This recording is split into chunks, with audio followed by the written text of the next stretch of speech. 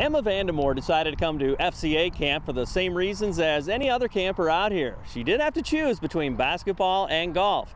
She picked golf, and her hope was to improve her game, but also get closer to God.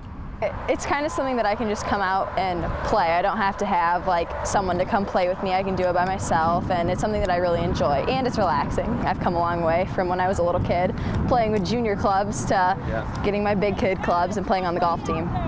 What are your hopes this week, to get poured into every single day by some really great coaches? Yeah, I'm really looking for a lot of input. I'm excited to see and meet all these new people, and I'm excited to get closer to God. Why is it important to pursue God, to pursue Christ? That you're young, hey, you got plenty of time in front of you. Why do you want to get closer, do you think? I think it's because He's always going to be here. I know there's going to be ups and downs in my life, but I know that He's one thing that I can count on as a constant in my life. So what's a nice girl like Emma Vandermoor doing in a place like this? Well, she is a stock show girl. She shows pigs and cares for them as well. And she says it takes just as much commitment as any other sport.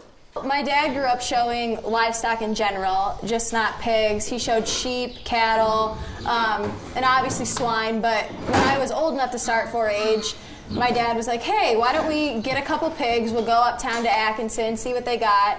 I was like, sure, why not? So we tried it.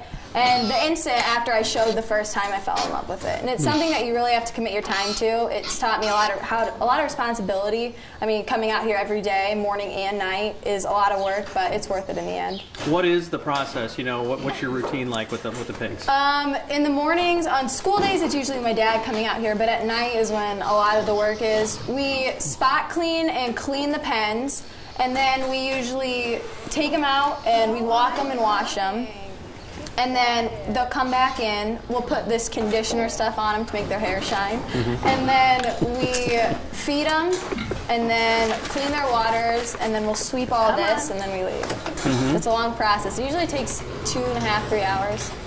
Does it get to be drudgery, or is it all a pleasure every time, The hard work in the barn is kind of the downside, but it's time that me and my dad get to spend together, so that's the plus side of that.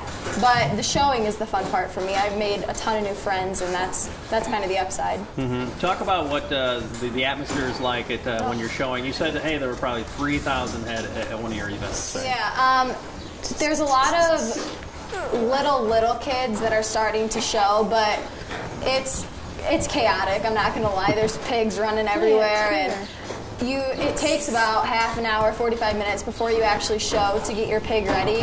I mean, you have to wash them, clean them off, get them all shiny, and then taking them up to the ring at the World Pork Expo is insane because there's pigs everywhere and you're so far away from the ring that it just takes a lot of time.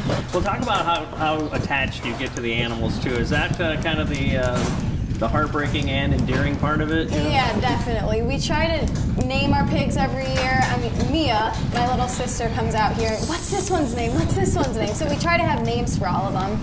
But it's hard because you're with them twice a day, every day for 6 months. And you get really attached to them like they're your pet. I mean, we always kind of joke how these are our pets away from our dog Oreo at home, but it's hard watching them get off the trailer at the market and knowing that got to get new ones next year.